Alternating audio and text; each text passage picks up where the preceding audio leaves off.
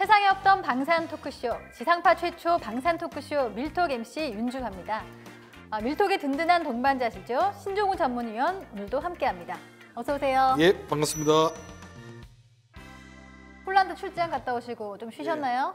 예, 저는 뭐 시차가 없어요. 저는 비행기에서 자고 다니기 때문에 비행기 호텔 같은 너무 잘 잤어요. 아주 시간 없는데 하여튼 이번에 폴란드 출장은 배운 것도 많고 폴란드를 좀 더 이해하게 됐고 계기가 된 것 같습니다. 특히 안제이 두다 폴란드 대통령의 개막식 연설이 굉장히 인상적이었습니다. 폴란드 군인은 싸울 필요가 없다. 싸울 필요가 없도록 하기 위해서는 잘 무장해야 한다. 뭐 이런 연설을 해서 큰 감동을 줬는데요. 멀리서 뉴스로 보고 듣던 것보다는 폴란드 현지 분위기를 더 잘 알 수 있는 계기가 되지 않았나 싶습니다. 예, 그렇죠. 이게 폴란드 가기 전에는 바그너 그룹이 폴란드를 이제 공격하겠다. 그 벨라루스에 있는 헬기가 국경을 잠깐 넘어서 폴란드도 약간 긴장 상황이 있다고 들었어요. 근데 실제로 가보니까 그런 불안감이 없더라고요. 되게 왜 이럴까를 생각해 보니까 일단 안제이 두다 대통령이 지금 강조하는 것은 강한 국방력입니다. 무기체계가 도입될 때마다 안제이 두다 대통령하고 부총리 겸 국방부 장관이 현장에서 연설을 하고 폴란드의 국기의 날 퍼레이드에서도 마치 그 대규모 기갑 장비를 동원하고 폴란드 국민들에게 강한 국방력을 보여주면서 오히려 국가가 외부적으로는 불안해도 좀 안정을 유지한 게 바로 두다 대통령의 강한 국방 정책이 아닐까 생각됩니다. 특히 그 방산 전시회 MSPO 현장에서 또 우리 신 의원님이 종횡무진 활약하셨는데 이번 MSPO 특이점 있었나요? 근데 좀 덥지 않아요? 안 더우세요? 더워요? 더운데 좀 부채 좀 사용해도 될까요?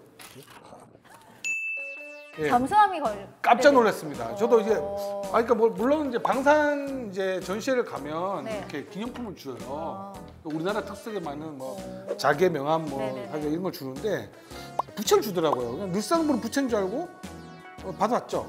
집에 와서 딱 부채 보니까 우리 뭐 우리나라 산초떡구 잠수함이 이렇게 그려져 있더라고요. 그럼 굉장히 그 잠수함 수주 가능성이 높은 거네요. 그러니까요. 이번에 보니까 이제 하나 이제 김동관 부회장님이 오셨는데 그 잠수함하고 유성만 이렇게 안제이 두다 대통령에게 이제 브리핑을 하더라고요.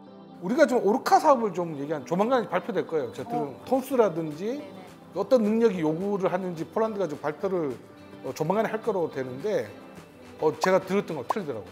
톤수가 진짜 틀립니다.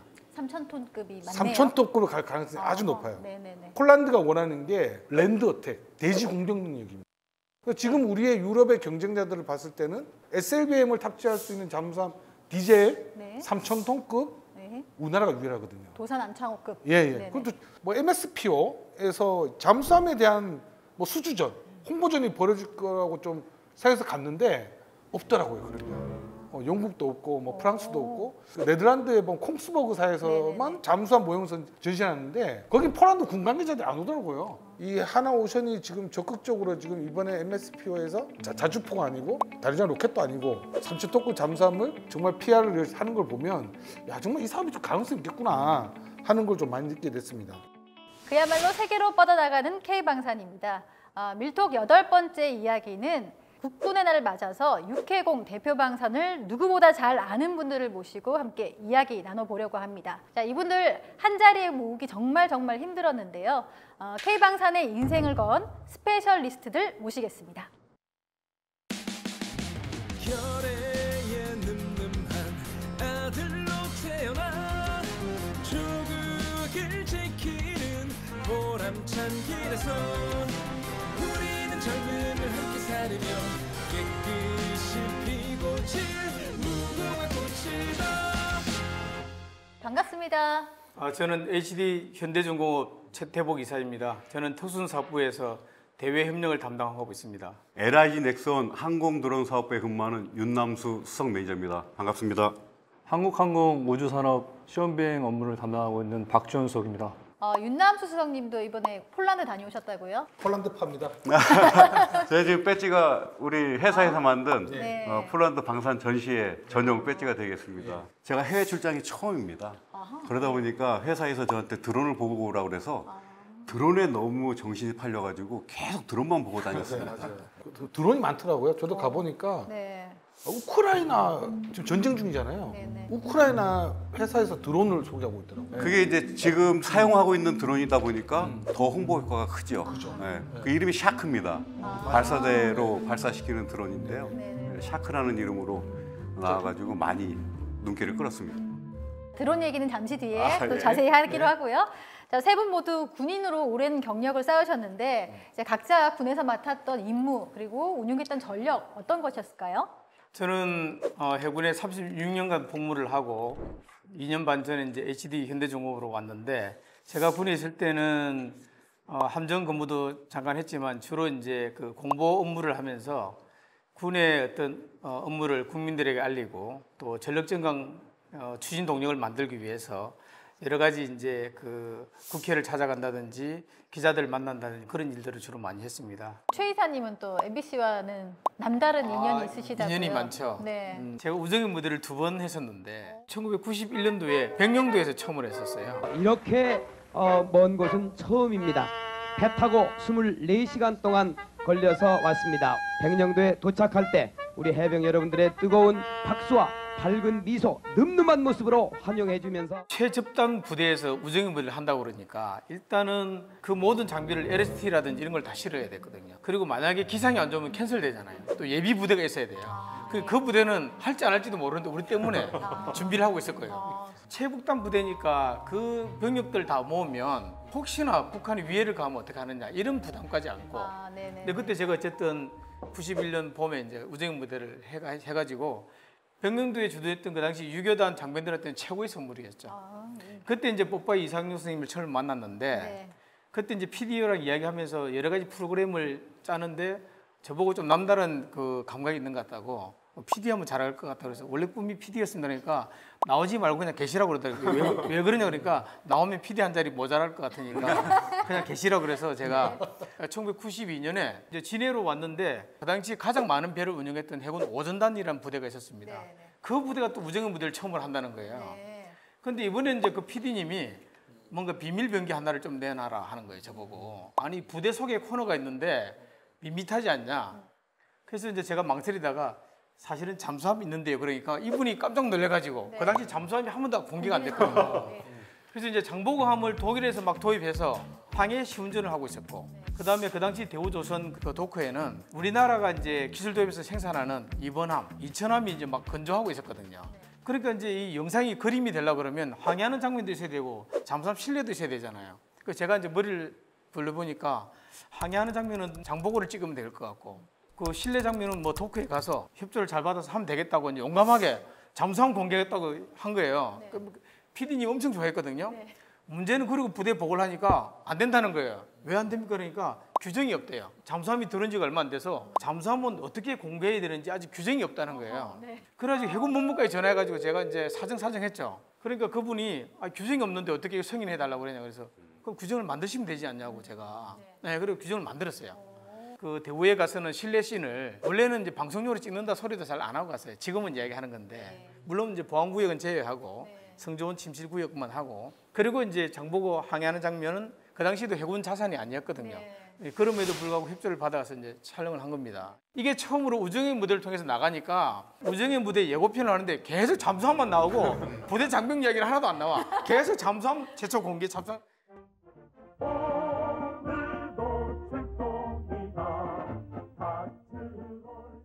하여튼 예, 아주 기억에 남습니다. 그런데 어쨌든 제가 잠수함을 최초 공개한 뭐 주역 중에 한 명이다 생각하고 국민들의 가슴속에 잠수함을 딱 심어준 게 이제 저였다는 거, 이게 자부심 갖고 있습니다. 예, 저는 공군사관학교 46기로 입교해서 1998년도에 인간해서 약 22년간 본부를 하고 전역을 했는데요. 한 10년간은 전투비행 조종사로서 영영방위 업무를 수행했고, 이때 기종은 이제 제공호라고 하는 F5, KF5하고 F16 파이팅 펠컨, 나머지 한 절반 정도는 미 시험비행 학교에서 시험비행 과정 수료한 이후에 공군 52 시험평가 전대라는 곳에서 시험비행 업무를 수행하면서 우리 국산기들 KT-1 계열, T-50 계열 하면서 지금까지 한 국내외 포함해서 한 30여 개 기종의 운영 경험이 있습니다.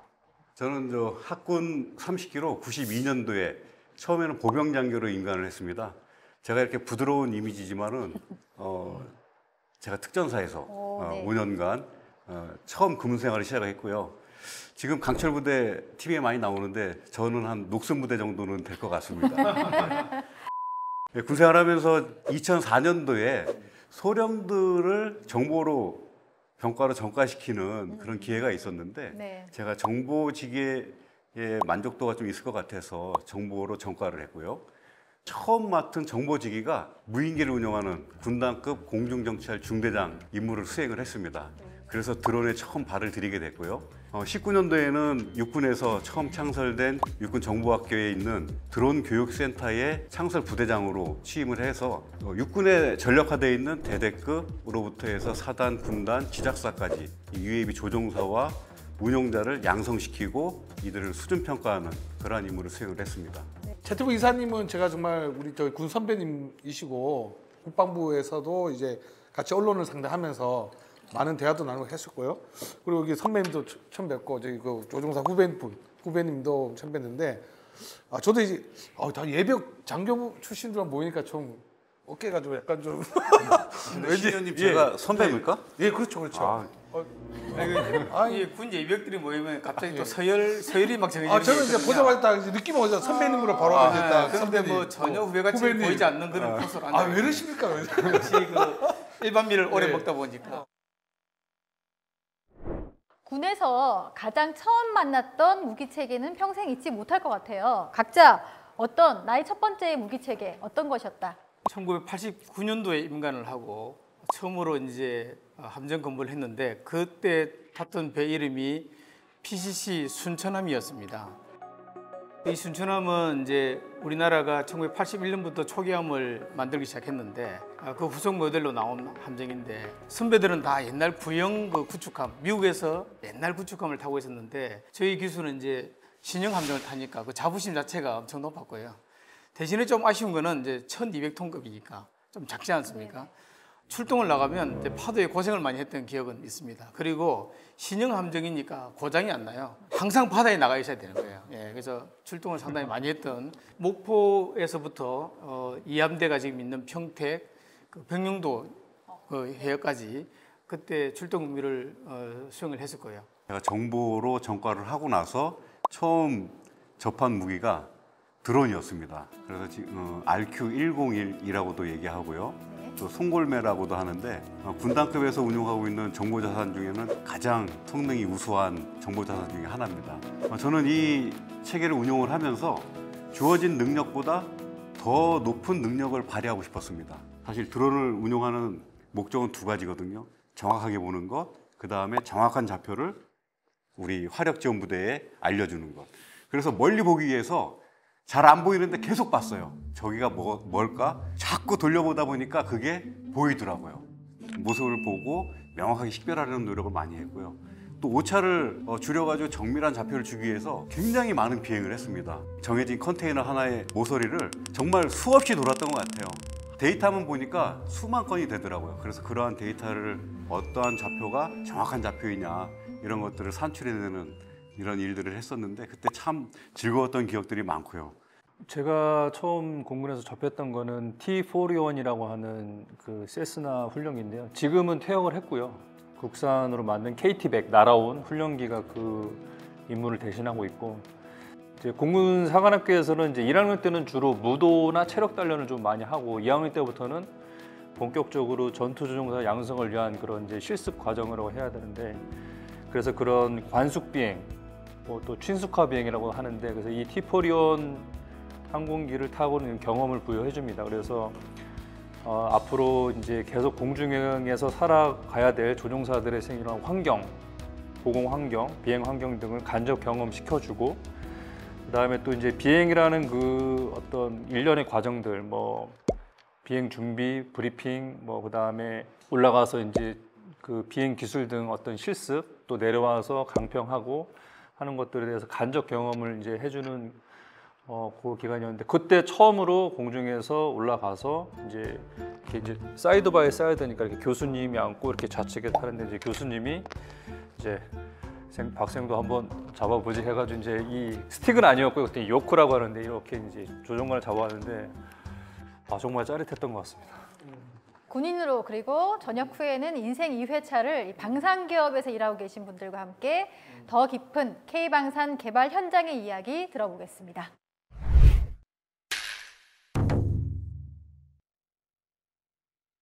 군에서 시험 비행 조종사로 계셨고 또 지금도 카이에서 시제기 조종사를 맡고 계신데 가장 기억에 남는 사건이 있다면 어떤 게 있을까요? 유난히 기억에 남는 건 좀 안 좋다고 하긴 좀 그렇고 좀 강렬했던 것들이 좀 남아 있는데 10여 년 전입니다. 10여 년 전에 해군이나 육군 같은 경우에는 그 시험용 장비를 개발하면 일회성으로 해버리기 때문에 그거를 이제 그러면 이제 예산이나 일정이 안 돼서 이거를 플랫폼을 항공기에다가 장착하는 포드 형태로 해서 시험을 하거든요. 특히 뭐 이제 뭐 시커라든지 뭐 미사일 이제 뭐 그런 유도 부분 같은 경우 아니 뭐 항법 같은 거 이제 그런 많은 무기 체계가 있는데 제 기억에 해군 무기 체계였던 것 같아요. 해군 무기 체계였는데 그거를 이제 그 국가연이 보유한 시제기에 장착을 하고 포드로 이륙을 했는데 이륙하자마자 항공기에 엔진에 좀 결함이 발생돼서 엔진 이제 추력이 급감하고 하니까 그게 이제 이착륙 단계에서 엔진 추력이 좀 급감하면 되게 심각한 결함이어서 정신없이 막 처치를 했던 것 같아요. 처치했는데 항공기가 회복이 안 되는 것 같아서 이제 저희들이 이제 마지막 그 비상 탈출하기 전에 이제 최저 고도가 있는데 거기까지 임박해서 이제 탈출을 해야겠다 이렇게 이제 통보하는 그 방송을 하고 있는데 엔진이 우웅하면서 살아났어요. 기적적으로. 그래가지고 지상에서도 되게 조용하게 했다가 갑자기 막 하니까 오 막 하면서 그래서 어쩌고저쩌 해서 비상 착륙 잘 하고 이제 내렸습니다. 내렸는데 그 이제 그 뒤에 드는 건데 국가연 관계자분들은 시제기 걱정을 하고 그 다음에 우리 해군 무기 체계는 그 파드 걱정만 하시는 거예요. 왜냐하면 그 파드가 그 시험용으로 원래 2개가 제작됐는데 1개가 고장이 났나 뭐 파손이 나서 지금 그 시험용이 하나밖에 없는 거예요. 근데 그분이 이거를 만약에 잃고 왔으면 항공기는 별로 관심이 없으시더라고요. 그러니까 이 파드 잃어버리면 이 연구개발 뭐 지원이 문제가 아니고 취소될 뻔했다. 근데 다행히 파드 살려오셔서 감사하다고. 근데 이쪽에서는 국가연은 그게 파드는 별로 안 중요하고 항공기 살려와서 정말 다행. 물론 조종사도 저있지만 조종사는 이제 그냥 얘기하는 거 같고 항공기 살려와서 다행이다. 그거 제일 중요하죠. 네, 그래서 제일 중요하죠. 그때는 그냥 그러고서 이제 지나갔는데 나중에 생각해 보니까 정말 다행이다 이런 생각을 했던 것 같습니다. 네, 아니 목숨이 오가는 아주 그 짧은 순간 어떤 생각이 드셨나요? 그러니까 통상 이런 경험하신 분들 얘기를 들어보면 뭐 이렇게 인생의 필름이 이렇게 짧게 지나간다고 하는데 진짜 비슷하게 그렇게 찰나의 순간에 그때 막 이젝션을 해야 되나 마나 고민하고 있는데 저는 희한하게 공군 참모총장이 얼굴이 싹 지나갔어요. 갑자기. 그런데 왜냐하면 그날 오후가 신임 공군 참모총장님 이취임식이었어요. 그래서 제가 왜 총장님을 걱정하는지는 모르겠는데 아마도 제 무의식 속에 여기서 이젝션을 하면 신임 총장님 취임하자마자 항공기 잃고 조종사 탈출하고 막 난리도 아니겠구나. 근데 지금은 어차피 항공기도 잘 가져왔고 파드도 가져왔고 이제 그 파드 말고도 다른 여러 가지 파드들이 그 항공기로 시험을 해서 연구개발 잘 끝냈고 그 다음에 이제 끝나면 공개 시범 사격하지 않습니까? 그것도 잘 들어가고 해가지고 지금은 군의 전력화도 다 되고요. 네.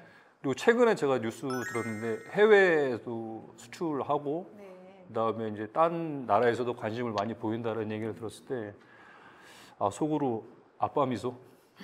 내가 그때 이거 안 했으면 진짜 뿌듯합니다.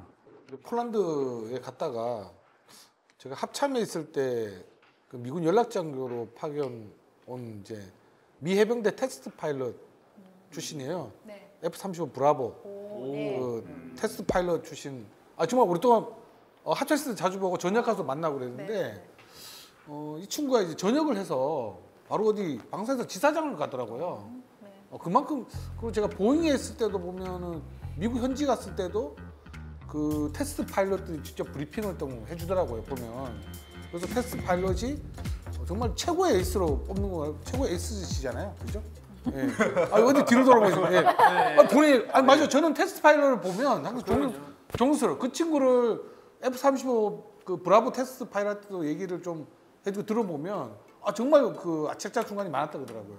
뭐 중심이 안 맞거나 그 순간 많은데 그런 데서 이 테스트 파일럿들은 신속하게 의사결정을 본인들이 결정하고 그 좁은 비행장에서 자기가 판단하고 자기가 모든 걸 결심을 해야 되잖아요.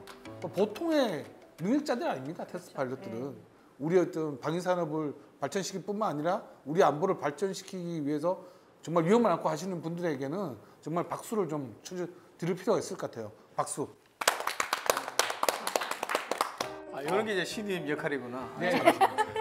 뭐 분위기 분위기 메이커라는 게 이런 데서는 제가 최근에 들었던 말 중 가장 기운 나는 말 시민님이 해주셨네요.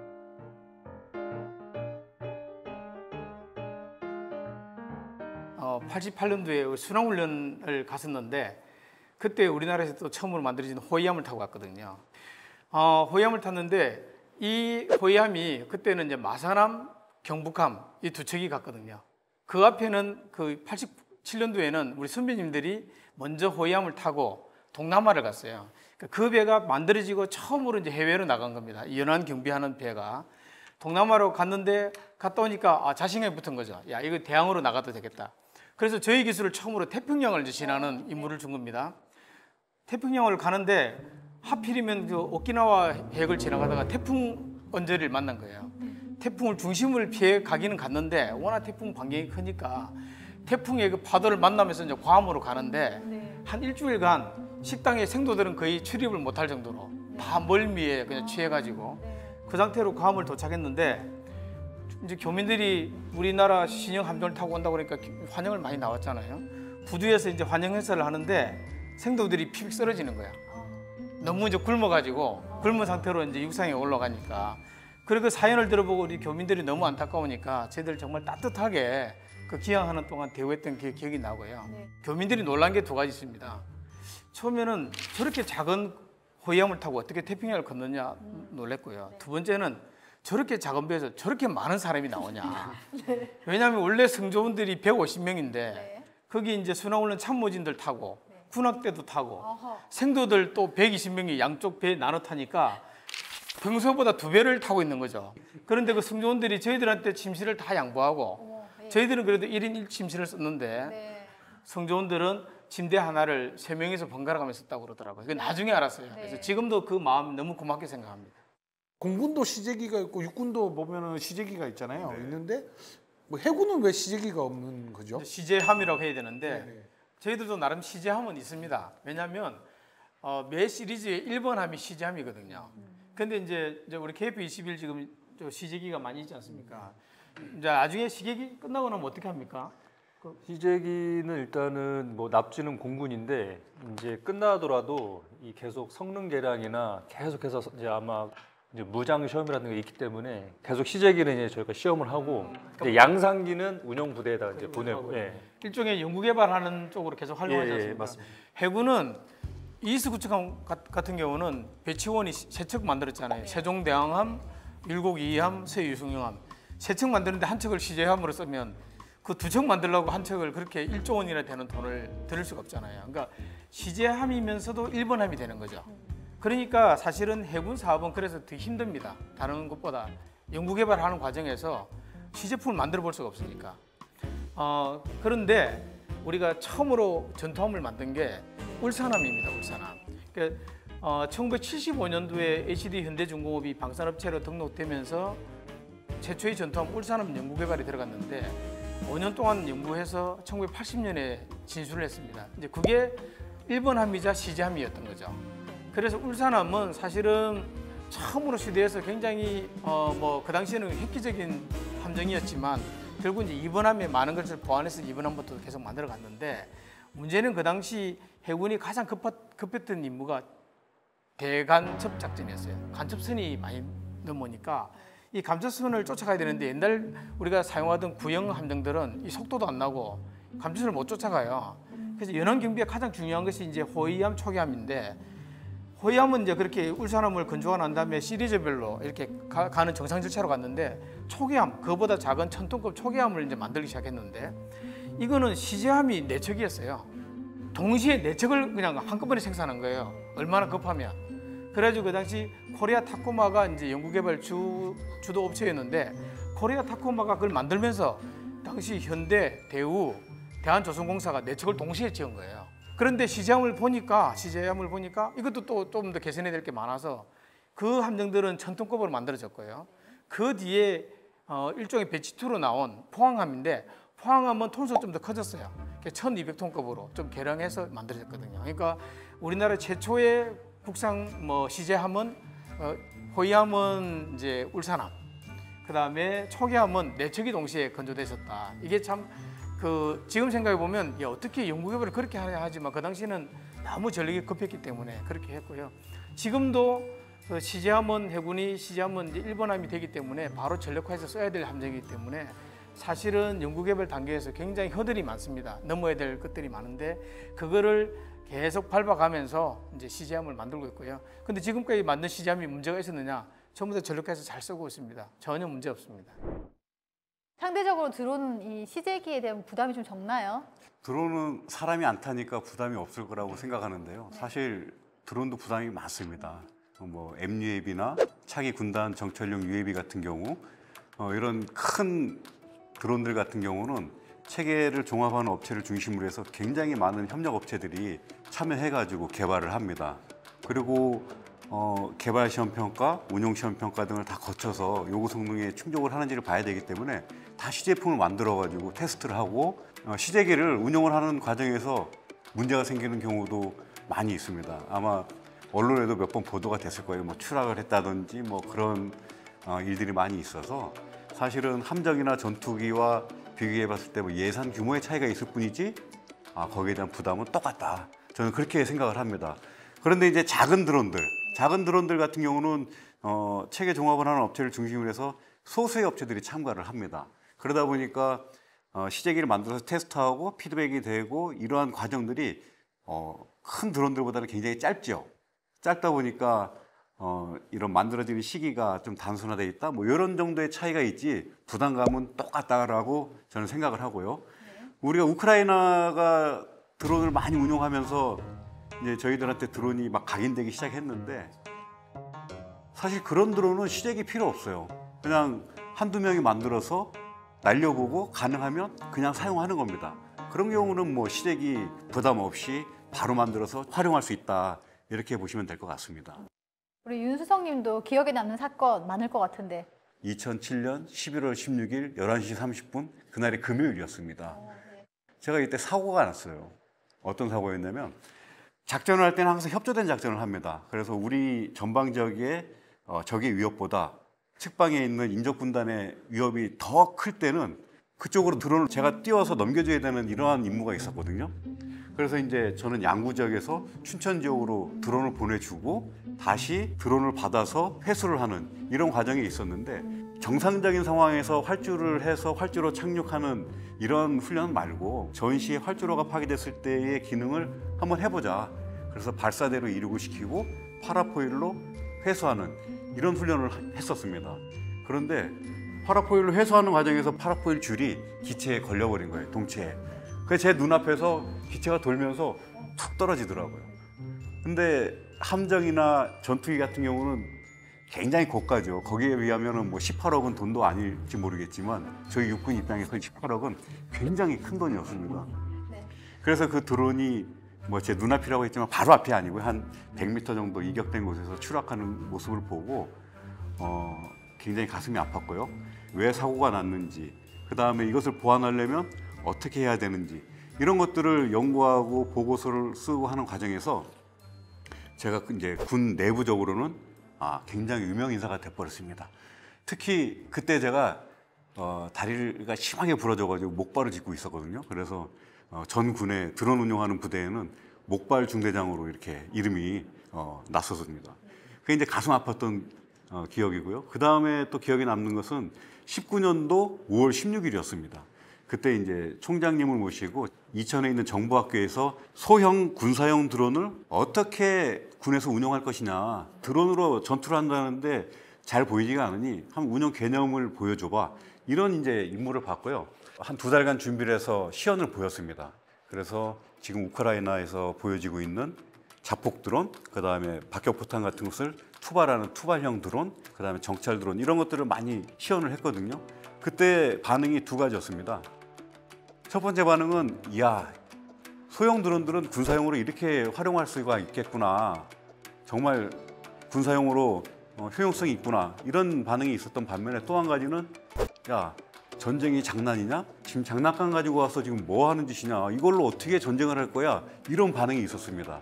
그런데 지금 우크라이나 전쟁에서 나타나는 이 현상들을 보면 그때 장난이냐고 했던 그분들의 생각이 야, 윤남수가 보여줬던 시범이 맞는 거였구나. 이런 인식을 이제 아마 하지 않을까 이렇게 생각이 되고요.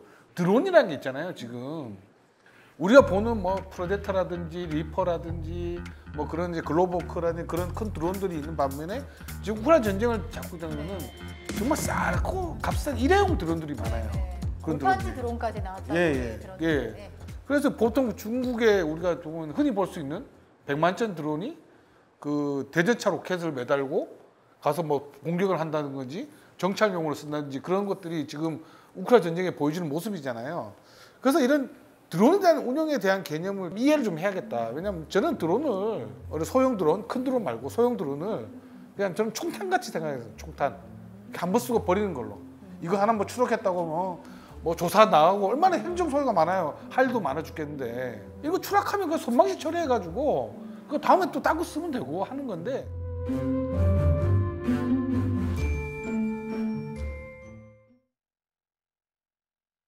오늘 출연하신 분들의 그 군 생활을 총 합쳐 보니까 88년입니다. 무려. 신의원님까지 합치면 거의 100년인데요. 네. 그렇죠. 100년이죠, 100년. 네네. 예. 우리 K방산 성장과 함께 얘기해 오셨는데 현장에서 직접 경험해 보셨으니까 이 K방산의 성장 그냥 체감하셨을 것 같습니다. 얼마나 어떻게 달라졌는지 말씀 좀 부탁드릴게요. 그 함정 분야는 다른 분야와 좀 다르게 함정이 우수하다. 그걸 어떻게 보여줄 수 있겠습니까? 배를 가지고 방산 전시에 갈 수는 없잖아요. 진행자님이라면 언제 이걸 우수함을 어떻게 홍보하면 될까? 함정은 만들었을 때 진수식을 하잖아요. 예, 진수식 때 초청하는 거. 네네. 근데 진수식은 우리 배만 하니까 비교가 안 되잖아요. 아. 비교 우위를 뭔가 보여주려고 그러면 네. 많은 세계적인 함정이 모였을 때 네. 그때 단연 독보적인 능력을 보여줘야 되지 않습니까? 네네. 그래서 이제 전 세계 해군들이 하는 것 중에 하나가 국제 관함식입니다. 우리나라는 국제 관함식을 1998년도에 처음으로 개최했습니다. 정부 수립 50주년 기념으로 기함이 제일 중요하거든요. 그 나라 해군을 가장 대표하는 가장 앞장서 있는 배. 그때 기함이 뭐였겠습니까? 광개토 대왕함. 근데 이제 유감스럽게도 대통령님을 모시고 해야 될 좌성함, 그 배도 광개토 대왕함이야. 왜냐하면 배가 그거밖에 없으니까. 그래서 사실은 그때 굉장히 기함으로서 역할도 해야 되고 좌성함도 해야 되고 그래서 광개토 대왕함에 그 당시 김대중 대통령께서 처음으로 타셔서 국제관함 주도를 했거든요. 그게 우리나라가 처음으로 열은 거예요. 아주 뿌듯했죠.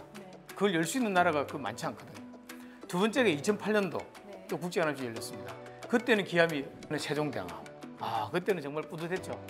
세계에서 7,000도급 이상은 미국, 일본, 우리만 가지고 있는데 그 배가 이제 기함으로 딱 나타난 거죠. 그래서 그때 정말 박수 많이 받았고 이제 최근에는 2018년도 제주도에서 제주국제관함식을 열었는데 우리 배들이 너무 좀 좋아진 거죠. 그래서 2018년 국제관함식을 하면서 정말 세계 해군들이 와서 대한민국 해군이 이 정도 성장했구나 많이 인정을 받았고요. 요즘 제일 핫하기 때문에 T50 시리즈를 말씀드리지 않을 수가 없는데 T50 골든 이글은 미국의 락히드 마틴과 기술 지원을 받아서 개발을 했지만 기술력을 저희 기술진들이 가지고 최초로 이제 개발한 항공기고 벌써 2002년도가 최초 비행이었어요. 저희 한일 월드컵 때. 지금 벌써 20여 년이 지났는데 지금 국내뿐만 아니고 출국가도 많아서 전 세계적으로 이미 인정을 받고 있는 명품 훈련기 또는 공격기라고 지금의 이제 어떻게 보면 정점에 와 있다고 생각을 하고요. T50은 사실 훈련기로 만들었다고 하지만 원래는 TA50이 기본 베이스입니다. 항전 장비나 뭐 기총이나 빼면 그게 바로 훈련기 T50이 되고 TA50에서 무장을 더 추가하고 그 다음에 뭐 다른 여러 가지 장비들을 추가하면 그게 바로 FA50. 어떤 분이 이런 컨셉을 만드실지 모르겠지만 그게 정말 제가 봤을 때 신의 한 수였던 것 같아요. 왜냐하면 경쟁 기종으로 삼고 있는 훈련기들은 보면 거기에 아무리 뭐 무장을 달고 해도 그거는 훈련기예요. 초음속을 가기가 어렵고 영역이 작아요. 그리고 무장도 작고 여러 국가에서 이제 분석을 해봤을 때 밸런스를 잘 맞춘 게 아마 T50 시리즈가 아닌가. KF-11은 저희 순수 국내 기술로 개발을 하다 보니까 확장성, 유연성이 굉장합니다. 지금 최근에 T50도 트렌드가 보면 말레이시아나 지금 수출이 가시화되지 않은 나라들도 보면 나라별로 요구사항이 너무 많고 달라요 다. 어떤 나라는 뭐 공중급여를 넣어야 된다, 뭐 타겟팅 파드를 넣어야 된다 하면서 되게 디테일하게 가거든요. KF10은 더욱더 제약이 없기 때문에 이런 유연함이 더 크고 그래서 아마 제 생각에는 더 잘 될 것 같고 FA50을 타고 F16을 타는 조종사들이 KF21로 전환이라고 하는 그게 연계성이 매우 높다. 왜냐하면 지금 어차피 FA50은 락히드 마틴의 그 설계 철학이 나도 모르게 들어가 있어요. 왜냐하면 LM의 기술 지원을 받기 때문에. 그래서 FA50과 이런 비행제어 법칙 아주 유사하고 KF11도 FA50의 그 연구진들이 그대로 두어 있기 때문에 어느 정도 이런 유사한 그런 게 있어요. 폴란드도 내심 차세대로 KF11도 염두할 수 있다고 저는 봐요. 그러니까 조종사 입장에서 자연스럽게 가는 거예요. T50 타서 F16, F16, KF11 아니면 F50에서 바로 KF11로. F50이 들어갔다는 거는 이 분들이 뭐 우리가 관심이 있어 이런 표명을 안 하더라도 마음속에 차세대로 KF21을 염두에 둘 것이다. 지금 우크라이나하고 러시아가 전쟁을 하면서 이러한 휴대용 대전차 화기하고 휴대용 쐐들이 굉장히 위력을 발휘하고 있습니다. 그러다 보니까 기계화 부대들이 전투하면서 굉장히 많은 피해를 받고 있고요. 그다음에 공중에서는 전투기하고 헬기들이 기동을 하다가 굉장히 많은 피해를 입고 있는 것들이 막 실시간으로 영상 전파가 막 텔레그램으로 되고 있어요. 그래서 이런 대적할 수 있는 동등한 무기도 아주 중요하지만 비대칭 무기로 이러한 휴대용 대전차기라든지 이런 신궁 같은 휴대용 대공 미사일들이 향후에는 굉장히 많이 소요가 있을 것 같고요. 또 우리 회사에서 생산하고 있는 이 장비들이 성능이 좋기 때문에 아마도 많은 수출의 실적이 다가오지 않을까 저는 그렇게 생각하고 있습니다.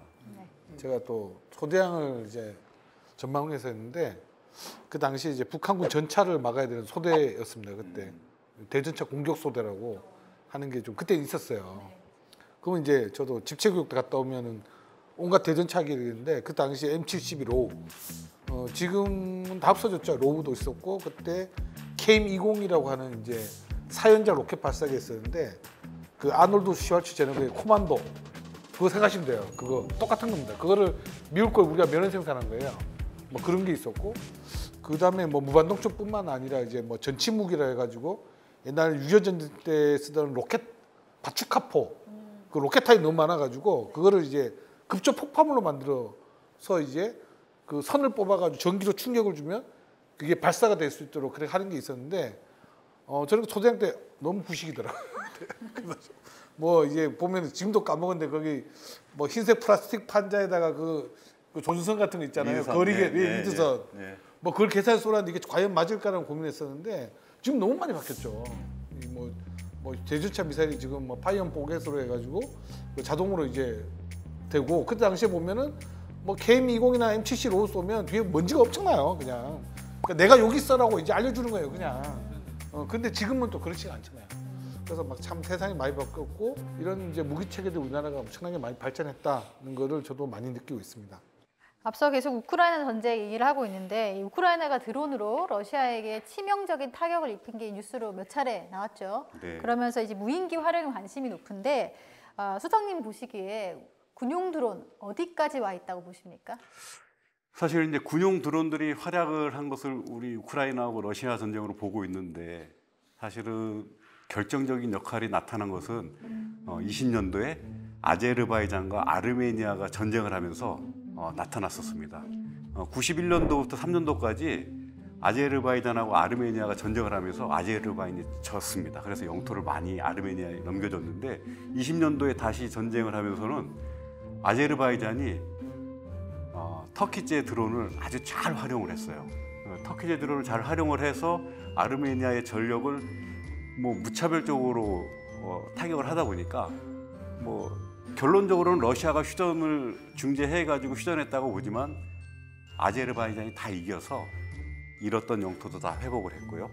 그래서 아제르바이잔과 아르메니아 전쟁을 할 때 무인기가 정말 결정적인 역할을 했던 것을 볼 수가 있고요. 최근에 뭐 트리키에서 이제 무인 전투기가 첫 비행 시험에 성공하고 우리나라도 이제 가오리라는 이제 무인 전투기를 개발하고 있잖아요. 거의 뭐 이제 뭐 식물도 좀 거의 나오고 비행까지 계속 성공하고 있는데 이런 전투기가 언제쯤 이제 무인 전투기라는 게 실전에서 운영될 것 같나요? 글쎄요. 시기적으로는 뭐 제가 언제쯤이라고 말씀드리기가 좀 어려울 것 같은데 가오리 보셨습니까? 가오리는 사진을 많이 봤습니다. 아. 예. 저는 9월 1일 날 드론 작전 사령부 창설식에 갔더니요. 가오리 축소기 전시돼 있더라고요. 예. 무인 전투기는 분명히 나올 겁니다. 다만 시기가 언제이냐 여러 개 문제이지 꼭 나올 거라고 저는 생각하고 있습니다. 근데 무인 전투기가 나오면 이 조종사분들은 어떻게 해야 되나요? 이 흐름을 보면 아마 무인 전투기와 유인 전투기 간의 복합 전투 체계가 되고 그 다음에 이제 무인 전투기로 갈 것 같긴 해요.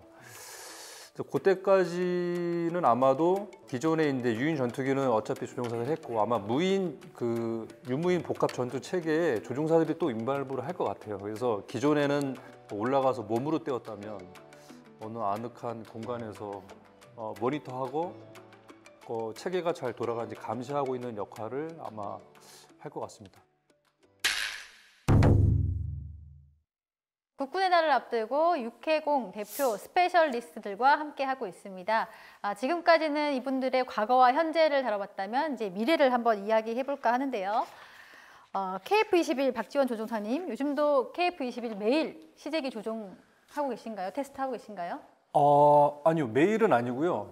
지금 이제 아까도 말씀드렸지만 이제 최초 비행하고 1년 돼 있는데 사실 이 시험 비행이라는 게 생각보다 준비해야 될 것도 많고 그다음에 이제 뭐 준비라는 거는 이제 뭐 정비뿐만이 아니고 항공기 이제 외형도 바꿔야 되고 거기에 이제 수집해야 될 파라미터 때문에 들어가는 계측 센서들도 많고 또 비행을 하다 보면 항공기 결함도 나고 해서 그런 작업들이 상당히 많이 소요되고요.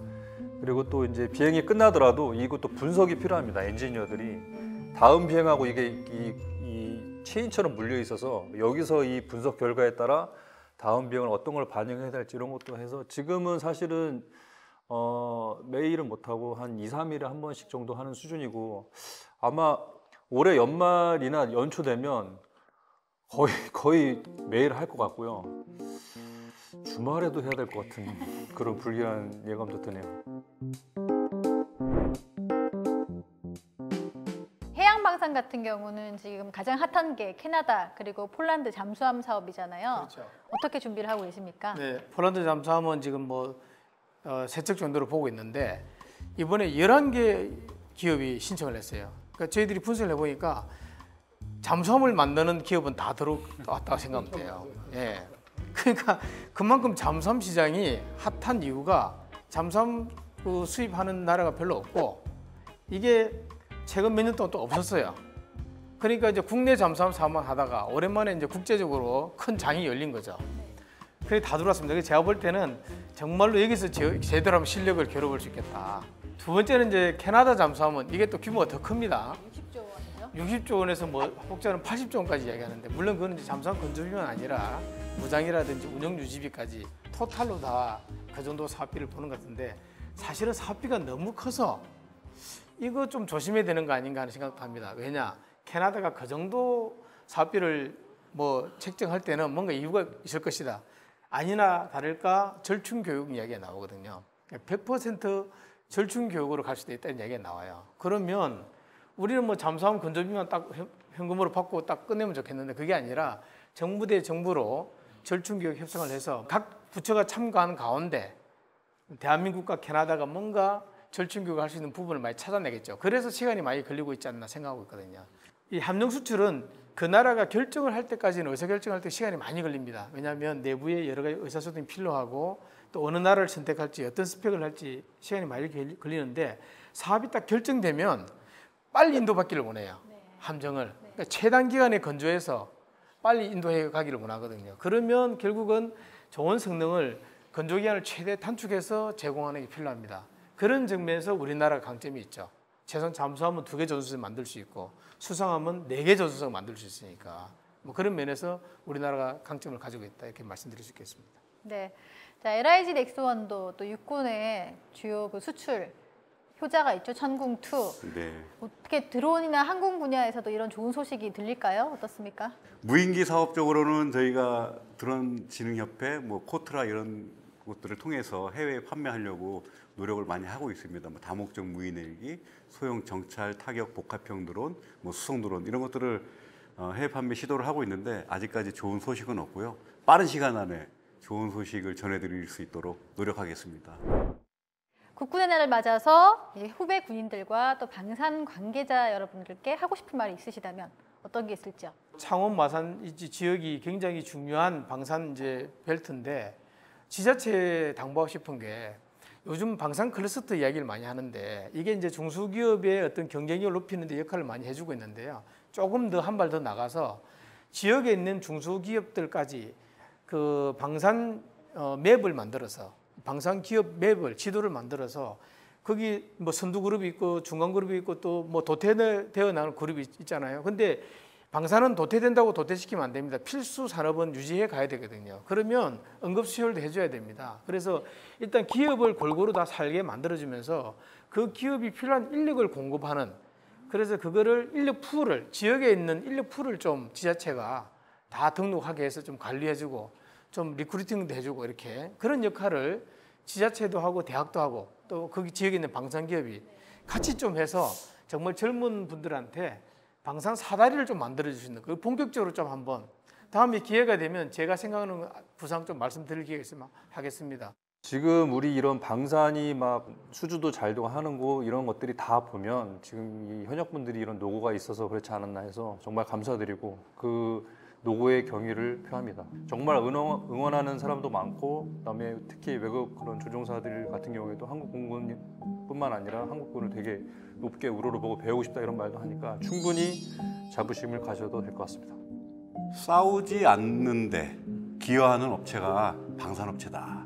이 체계들을 갖고 있으면 누구도 함부로 나한테 싸움을 걸어오지 않을 것이다. 그래서 싸우지 않는데 기여하는 업체에 근무한다라는 자부심으로 근무를 해 가겠습니다. 네. 자, 오늘 어쩌면 세 분의 인생을 되돌아본 그런 시간이었던 것 같습니다. 마지막으로 세 분이 이루고 싶은 꿈이 있다면 어떤 건지 간략하게 한번 듣고 끝내겠습니다. 저는 그 해군의 전력을 현대화해가는 과정을 다 지켜본 사람으로서 이제 우리가 해야 될 것은 미래 꿈을 꾸는 것입니다. 해군도 지금 유무인 복합 전력을 이제 만드는 그런 준비를 하고 있는데 우리가 그 처음 방산을 시작할 때 이름이 뭔지 혹시 아세요? 예, 번개 사업이었어요. 1970년, 71년도에. 왜 번개라 붙였냐면 그 당시 이제 ADD를 1970년에 창설하고 소총을 만들어야 되겠는데 짧은 시간에 만들어내야 되니까 그야말로 번개물에 콩 볶아 먹듯이 사업을 안수해라는 이름으로 번개 사업으로 지었답니다. 그 뒤에 율곡 사업이 됐고요. 그래서 현대화를 달성했는데 그러면 우리가 지금 해야 될 거는 뭘까? 또 다른 번개 사업, 또 다른 율곡 사업을 우리가 만들어내야죠. 그래서 미래를 꿈꾸면서 우리 뒤에 올 후배들을 위해서 우리가 정말로 대한민국 K방산이 세계적으로 뚝 서면서도 우리나라를 더 튼튼히 방어할 수 있는 그런 미래의 꿈을 꾸는 거, 그런 비전을 남기는 거, 그것이 우리가 해야 될 일이라 생각하고 저도 그 일을 위해서 노력하겠습니다. 예, 저 같은 경우에는 사실 경남 MBC는 작년에 그 탑건 매버릭 리뷰 때문에 한번 나와서 두 번째이긴 한데요. 그래서 그때 그 리뷰를 위해서 영화를 보면서 사실 그 영화배우 탐 크루즈에 대해서 공부도 하고 했는데 이분이 영화에서 보여주는 거 말고도 이 비하인드 필름에 보면 그 정말 젊은 친구들 못지않게 실질적으로 미 해군 공군에서 받는 훈련을 다 소화하고 실제 경비행기 조종사 면허증도 갖고 있고 그러니까 뭐 대역을 쓰지 않는 배우로 유명하잖아요. 그리고 지금 1962년생으로 알고 있는데 거의 저보다 한띠 동안 형님. 근데 그 나이까지 체력이 닿는 데까지 저도 이 KF-21을 물론 개발 시험도 잘 끝내야겠지만 그때까지 최소한 탐 크루즈 형님까지는 비행을 하고 싶은 게 저의 목표입니다. 드론 운용에서는 아주 중요한 것이 군집 운용입니다. 군집 드론 운용 이런 핵심 기술들을 저희가 개발을 하고 있는데 이러한 것들이 적용된 무기 체계가 전력화되는 순간에 제가 함께 하는 순간을 가졌으면 하는 게 제 큰 바람입니다. 머지않아 올 것 같습니다. 감사합니다. 네. 자, 세 분의 꿈이 모두 이루어지길 바라겠습니다. 더불어서 오늘을 견디고 내일을 만들어가는 국군 장병 여러분과 방산업계 관계자들도 저희 밀톡이 항상 응원하겠습니다. 저희가 준비한 소식은 여기까지입니다. 지금까지 지상파 최초 방산 톡쇼 밀통이었습니다. 정상에 도착하지 어깨를 들어 나 어깨를 나가냐고 나는 어깨를 나가냐고 이런 의미가 되겠다.